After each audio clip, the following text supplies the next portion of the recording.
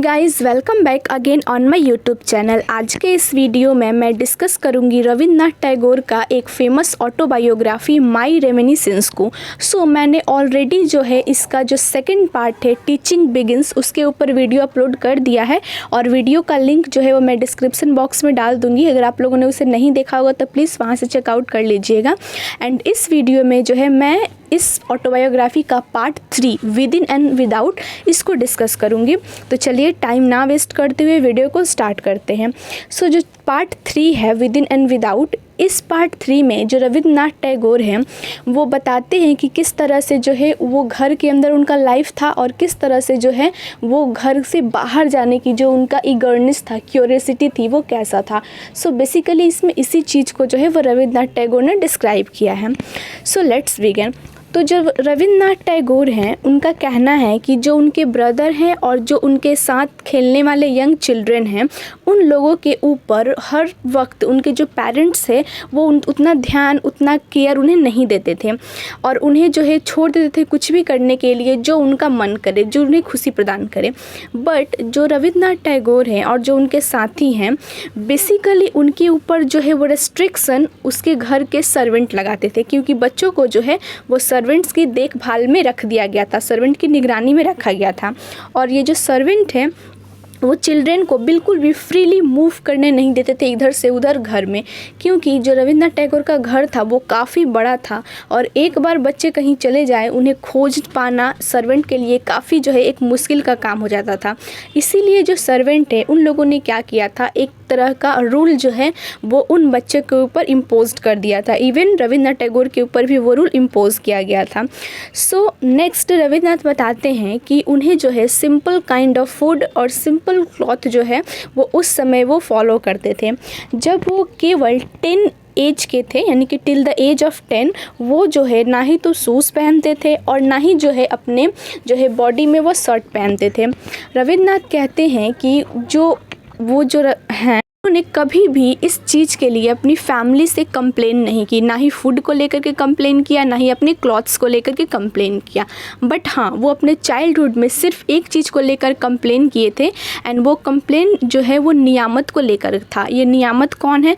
तो नियामत जो है वो एक टेलर का नाम है और उस टेलर को जो है वो रविन्द्रनाथ का कपड़े यानी कि उनके ट्यूनिक्स सीने के लिए उस टेलर को दिया गया था। ट्यूनिक्स मीन्स होता है वो जो पैंट कह सकते हैं, पैंट को सिलने के लिए दिया गया था और उस ट्यूनिक्स में जो है वो टेलर पॉकेट लगाना भूल गया था। तो बस इसी चीज़ को लेकर के रविन्द्रनाथ ने कंप्लेन की थी। बाकी उन्होंने अपनी जो चाइल्डहुड डे है उसमें कभी भी किसी चीज़ को लेकर के अपने पेरेंट्स से, फैमिली से कंप्लेन नहीं की थी।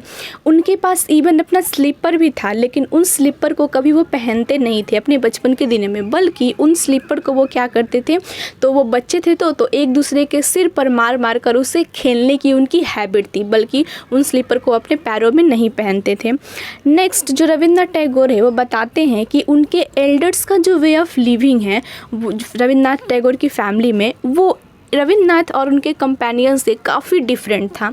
रविन्द्रनाथ टैगोर यहाँ पे प्रेजेंट करते हैं एक contrast between elders whom he encounters in his boyhood days and children. वहाँ पे बताते हैं वो बताते हैं कि उस समय उनके जो है वो चाइल्डहुड डे में जो बच्चे हैं वो कुछ खिलौने की चाहत करते थे तो उन्हें वो खिलौने नहीं दिया जाता था। लेकिन अब वो जो रविन्द्रनाथ टैगोर है वो मॉडर्न चाइल्ड के बारे में मेंशन करते हैं कि आजकल के बच्चों को जो है हर एक चीज़ आसानी से मिल जाती है, लेकिन वो सारी चीज़ों की वो कदर नहीं करते हैं, बल्कि वो उनके ऊपर वेस्ट हो जाती हैं। नेक्स्ट, जैसा कि हम लोग जानते हैं कि जो रविन्द्रनाथ टैगोर है उनका देखभाल जो है वो सर्वेंट के द्वारा किया जाता है। वो अपने इस ऑटोबायोग्राफी में एक सर्वेंट का डिस्क्रिप्शन को हमारे सामने प्रेजेंट करते हैं जिसका नाम रहता है श्याम। और श्याम जो है वो रविन्द्रनाथ टैगोर से कुछ ही बड़ा रहता है और वहाँ पे बताते हैं कि किस तरह से जो श्याम है वो उसे जो है रविन्द्रनाथ टैगोर की देखभाल करने की जिम्मेदारी सौंपी गई थी।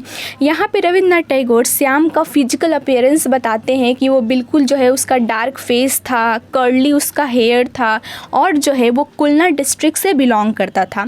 श्याम जो है वो एक लाइन खींच देता था और उस लाइन को पार करने की रविंद्रनाथ टैगोर में बिल्कुल भी हिम्मत नहीं थी, क्योंकि जो रविंद्रनाथ टैगोर है वो बचपन में रामायण पढ़े थे और ये चीज़ हम लोगों ने जो है वो पार्ट 2 में देखा कि किस टीचिंग बिगिंस में कि वो रामायण का बुक पढ़ते थे, तो उसमें उन्होंने पढ़ा था कि किस तरह से जो सीता जी हैं वो लक्ष्मण रेखा को क्रॉस की थी तो क्या हुआ था। तो ये चीज़ उनके माइंड में बिल्कुल फिट था और इसी की वजह से वो श्याम के द्वारा खींचा गया जो लाइन था वो उसे कभी भी पार करने की हिम्मत नहीं रखते थे। मतलब होता है ना, जैसे कि बच्चों को हम लोग बोलते हैं कि यहाँ से बाहर मत निकलना, तो जस्ट लाइक वैसे ही जो श्याम उनका सर्वेंट है वो लाइन टान के रखता था।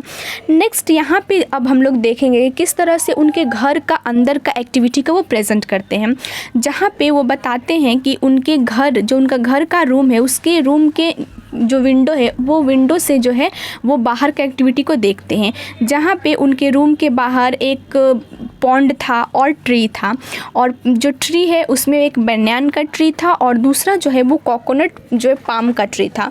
और वो अपने घर के अंदर ही रूम से जो रूम का खिड़की होता है उसी विंडो से जो है वो बाहर का जितने सारे भी जो एक्टिविटी होती है वो देखते हैं, ट्री को देखते हैं, पाम ट्री को, बनियान ट्री को, और जो पॉन्ड उसके पास रहता है उसको देखते हैं।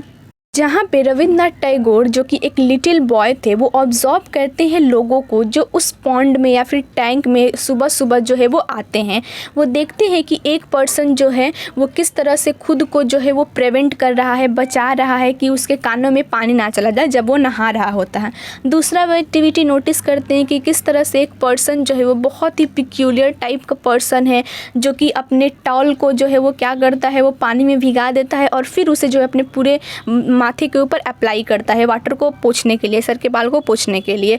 नेक्स्ट वो देखते हैं कि वहाँ पे कई डिफरेंट टाइप के पीपल होते हैं। एक पर्सन काफ़ी जल्दबाजी में होता है वहाँ से जाने का, दूसरा वही क्या करता है काफ़ी जो है वो स्लो काम करता है, वो जो है अपना टाइम लेकर हर एक चीज़ को करता है। पहले नहाता है, फिर नहा करके धीरे धीरे वो वॉक करता है गार्डन की ओर और फिर उस गार्डन से कुछ फ्लावर को तोड़ता है और फिर धीरे धीरे स्लो करते हुए अपने घर की तरफ जाता है। सो रविंद्रनाथ टैगोर जो है ये सारे एक्टिविटी को एवरी मॉर्निंग वो अपने विंडो से नोटिस करते हैं when he was child. So next after the human being went away, जब वहाँ से इतने सारे भी जो ह्यूमन बीइंग है वो चले जाते थे तो सिर्फ वहाँ पे डक्स जो बत्तख है वही बच जाते थे और जो है वो स्नेल बच जाते थे, मतलब जो घोंघे होते हैं। सो ये पिक्चर जो है वो रविंद्रनाथ टैगोर के माइंड में बिल्कुल फ्रेश है।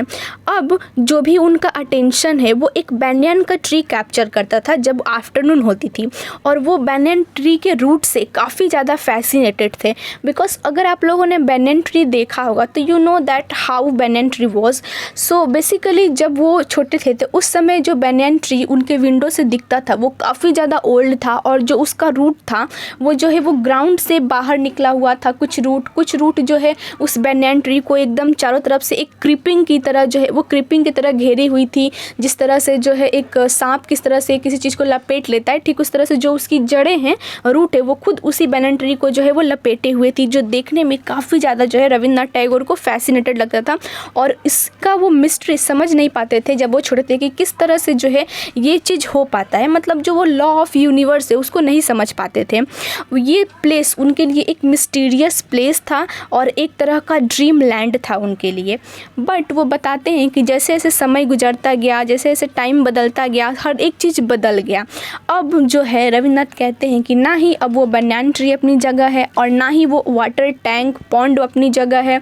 सब लोग वहाँ जैसे पहले आते थे अब वो कुछ भी नहीं रहा, सब कुछ बदल गया है।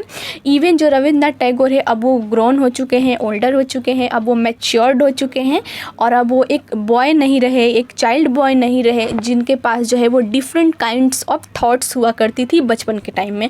अब वो मैच्योर्ड हो चुके हैं तो हर एक यूनिवर्स के लॉ को वो अब समझ चुके हैं।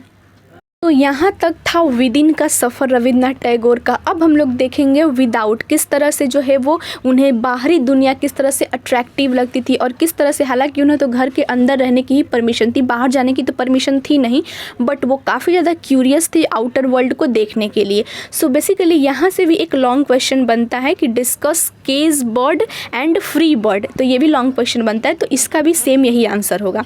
चलिए नेक्स्ट अब हम लोग इसका पार्ट देखते हैं कि किस तरह से उन्होंने जो है वो फ्री वर्ड के बारे में, यानी कि फ्री वर्ल्ड के बारे में डिस्क्राइब किया है। जो फ्री वर्ल्ड मीन्स सिर्फ रविन्द्रनाथ टैगोर के लिए फ्री वर्ल्ड, क्योंकि उन्हें जो है वो काफ़ी ज़्यादा कन्फाइनमेंट में जो वो बच्चे थे तो उन्हें रखा जाता था और रिस्ट्रिक्शन लगा करके काफ़ी ज़्यादा उन्हें रखा जाता था। तो रविन्द्रनाथ टैगोर बताते हैं कि उनका घर तो काफ़ी बड़ा था, बट बच्चों को जो है वो हर एक घर के पार्ट में जाने की परमिशन नहीं थी। रविन्द्रनाथ टैगोर जो है वो काफ़ी एक क्यूरियस चाइल्ड थे और बेसिकली एंड नेचुरली जो बच्चे होते हैं वो क्यूरियस ही होते हैं। वो हर एक चीज़ को डिस्कवर करने की कोशिश करते हैं जो उनकी पहुंच से बाहर होती है। तो ठीक वैसा ही रविन्द्रनाथ टैगोर भी थे। वो जो है वो बियॉन्ड द बैरियर हमेशा सोचते थे कि किस तरह से इस जो है वो बैरियर से बाहर निकला जाए या फिर जाया जाए। वो उनका मानना था कि जो आउटसाइड वर्ल्ड है वो बिल्कुल उन लोगों के लिए जो है वो बंद है, वो वहाँ पे नहीं जा सकते हैं और उस वर्ल्ड में जो है उनके घर से बाहर का जो वर्ल्ड है उस वर्ल्ड में जाने की उन्हें परमिशन भी नहीं थी। बट रविन्द्रनाथ टैगोर जो है उस आउटसाइड वर्ल्ड में जाना चाहते थे। एंड जो रविन्द्रनाथ टैगोर है वो ऐसा महसूस करते थे कि जो रेस्ट्रिक्शन है वो अभी भी उनके ऊपर लगा हुआ है। सो यहाँ पे जो है वो एक कॉन्ट्रास्ट प्रेजेंट करते हैं इनर एंड आउटर वर्ल्ड में।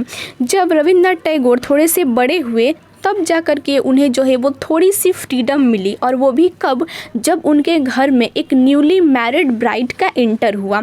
सो जब मैरिड ब्राइड का इंटर हुआ तो हालांकि सब लोग जो है वो दोपहर के समय रेस्ट करने लगे क्योंकि शादी का दिन था तो सब लोग थके हुए थे। तब जा कर के उस आफ्टरनून में जो रविन्द्रनाथ टैगोर है वो अपने घर में इधर से उधर घूमने का काम करते थे और बस इसी काइंड का जो फ्रीडम है जो उन्हें मिला था उस आफ्टरनून में, उसी को वो जो है अपनी आज़ादी का नाम दिए है। वो रविन्द्रनाथ टैगोर अपने इनर गार्डन के बारे में बताते हैं जिसका नाम सिंघी गार्डन रहता है। और ये जो सिंघी गार्डन है जस्ट उसके पास में ही एक टैंक रहता है जहाँ पे तारा कौन है, तो एक मिल्क वुमेन है जो आती है उस टैंक के पास में और अपने कपड़े को धोती है। रविन्द्रनाथ टैगोर जो है ये सारी चीज़ें को एब्जॉर्ब करते हैं। इसके साथ साथ ही जो है वो स्ट्रीट को देखते हैं, कलकत्ता का स्ट्रीट को, जहाँ पे उन्हें जो है वो वेंडर्स के साउंड, बैंगल सेलर के साउंड वो जो है वो सुनाई देते हैं। और आफ्टरनून में जो है वो वहाँ का स्ट्रीट बिल्कुल क्वाइट और शांत रहता है, स्काई फुल ऑफ सनशाइन रहता है और स्काई में जो है वो काइट फ्लाइंग करती हैं। तो ये सारी चीज़ें जो है वो रविन्द्रनाथ डिस्क्राइब करते हैं। नेक्स्ट अब जो रविन्द्रनाथ टैगोर है वो अपने फादर देवेंद्रनाथ टैगोर के बारे में बताते हैं जो हार्डली ही घर पे स्टे करते हैं, बेसिकली वो अपने काम में बिजी ही रहते हैं। सो जो उनके फादर का रूम है वो 3rd स्टोरी पे था और जो उनका रूम है वो हमेशा बंद ही रहता था। इसीलिए जो रविन्द्रनाथ टैगोर हैं वो अपने आफ्टरनून को स्पेंड करने के लिए उनके उसी घर में जाते थे, अपने फादर्स के रूम में जो कि 3rd स्टोरी पे था, और चुपचाप जाते थे क्योंकि उन्हें जो है वहाँ पे जाने की भी परमिशन नहीं थी। वो जो है उस रूम में बिल्कुल चुपचाप की सबकी नज़रों से बचते हुए एंटर करते थे और वहाँ जा कर के वो शावर को टर्न ऑन करते थे और फिर जो है वो अपने लाइफ को एंजॉय करते थे। और ये भी उन्हें डर होता था कि कोई उन्हें देख ना ले यहाँ पर आए हुए। नेक्स्ट जो है वो बताते हैं कि उनके इनर गार्डन में बहुत सारे पेड़ थे और वो जो प्लांट है उन प्लांट्स की जो देखभाल है वो गार्डनर के द्वारा नहीं की जाती थी, लेकिन इसके बावजूद भी उन पेड़ों पे जो है वो फूल खिलते थे। रविन्द्रनाथ कहते हैं कि इस गार्डन से अच्छा तो एडम्स गार्डन ऑफ ईडन है। वो गार्डन बहुत ही ज़्यादा ब्यूटीफुल और एडॉर्न्ड होगा क्योंकि इनके गार्डन में तो कुछ ही डेकोरेशन है, लेकिन वो जो गार्डन है एडम्स का वो काफ़ी ज़्यादा खूबसूरत होगा। जो इनका इनर गार्डन है ये रविन्द्रनाथ टैगोर का जो है वो फेवरेट प्लेस है, जो ऑटम के दिनों में अपना टाइम जो है वो इसी गार्डन में, इनर गार्डन में ही वो स्पेंड करते थे। नेक्स्ट वो बताते हैं दूसरा जो है वो पीस ऑफ वैकेंट लैंड को, जो उनके हाउस के नॉर्थ में था, जिसे जो है ये लोग गोलाबारी के नाम से जाना जाता है। मतलब यहाँ पे जो है वो अपने हाउस का डिस्क्रिप्शन दे रहे हैं कि किस साइड उनके हाउस में क्या है, उनका जो है वो घर कहाँ से कहाँ तक फैला हुआ है, नॉर्थ तक हाउस फैला हुआ है। तो बेसिकली यहाँ पे जो उनका हाउस है वो कहाँ लोकेटेड है, किस साइड क्या है, वो अपने घर का डिस्क्रिप्शन यहाँ पे दे रहे हैं। तो गोलाबारी क्या है, तो गोलाबारी जो है एक बार्न हाउस है। बार्न हाउस मतलब होता है एक ऐसा प्लेस जहाँ पे ग्रेन यानी कि अनाज को जो है वो स्टोर करके कई सालों के लिए रखा जाता है। जो रविन्द्रनाथ टैगोर है वो अपना जो टाइम है वो इसी गोलाबारी में स्पेंड करते थे और एक छोटी सी बच्ची इस ये जो प्लेस था गोलाबारी का जहाँ पे वो रविंद्रनाथ टैगोर के साथ खेलती थी, इसे किंग्स प्लेस कहती थी, यानी कि राजा का जगह। और ये दोनों मिल करके यहाँ पे खेलते थे क्योंकि ये जो जगह थी वो काफ़ी वंडरफुल प्लेस थी। सो बी रिमेंबर्ड शॉर्ट क्वेश्चन भी पूछ सकता है कि जो रविंद्रनाथ टैगोर है उनके साथ जो छोटी बच्ची खेलती थी वो जो है वो गोलाबारी प्लेस को क्या कहती थी, तो किंग्स प्लेस। और ये क्वेश्चन आ भी चुका है, अगर आप लोग CU का क्वेश्चन पेपर चेक करेंगे आई थिंक 2020 से अभी तक का, तो उसमें ये शॉर्ट क्वेश्चन में है। सो नेक्स्ट यहाँ पे रविंद्रनाथ टैगोर जो है वो बताते हैं कि किस तरह से जो है वो अपने लाइफ को स्पेंड करते हैं। और रविंद्रनाथ टैगोर जो है वो कस्टर्ड एप्पल सीड्स को अपने बरामदे में लगाते हैं जो कि मिस्टीरियस रूप से वो बड़ा हो जाता है, रविंद्रनाथ टैगोर को पता भी नहीं चलता है। फिर वो बताते हैं कि ड्यूरिंग द माघ फेस्टिवल किस तरह से वो हर एक चीज़ को सेलिब्रेट करते हैं। वो वुडन का पिलर को यूज़ करते हैं ताकि वो जो है उसे प्लांट कर सके अपने आउटर कोर्टयार्ड में, ताकि जो छोटे छोटे पौधे हैं उसके सपोर्ट में खड़े हो सकें। और वो लोग जो है वो गोल जो होल से उसको भी डिग करते हैं और वहाँ पे जो है नए नए पौधों को लगाते हैं। ये जो है वो माघ का बिगनिंग का उनका काम होता है रविंद्रनाथ और उनके जो है फ्रेंड्स का, जो कि रविंद्रनाथ टैगोर को काफ़ी ज़्यादा ये देख करके उन्हें स्पेशल फील होता है। सो यहाँ तक था पार्ट 3 का with in and without. I hope आप लोगों को इससे बहुत हेल्प मिली होगी। So thank you. अब मिलते हैं नेक्स्ट वीडियो में जिसमें हम लोग जो है वो सर्वोक्रेसी को डील करेंगे। Thank you. प्लीज़ लाइक और सब्सक्राइब माई चैनल।